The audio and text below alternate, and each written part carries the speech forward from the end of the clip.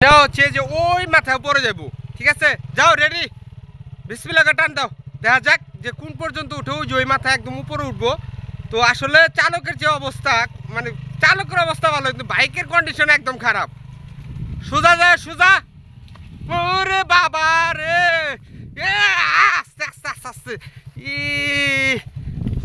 বাইকটা ঘুরতেছে, স্টার্ট বন্ধ করো, চালাচল স্টার্ট বন্ধ করো।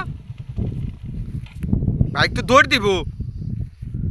কেমনি কি হইলো, উঠায় যায় পারলা না নাকি?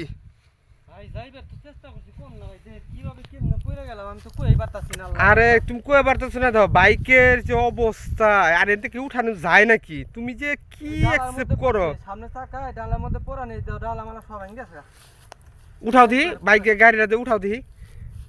নতুন গ্লাসটা সেদিনকে লাগাইলে তো এটা একবার শেষ, ভাই গেছে সব চেনা বেড়া হয়ে যাবো।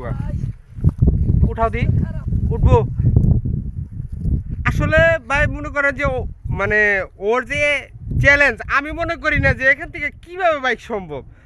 ওর বাইকের মায়ে দেওয়া নাই দেখে মনে করে যে ও এরকম করে, কিন্তু আমার মনে হয় না যে একদম সুস্থ মস্তিষ্ক মানুষের এরকম একটা হইতে পারে। আর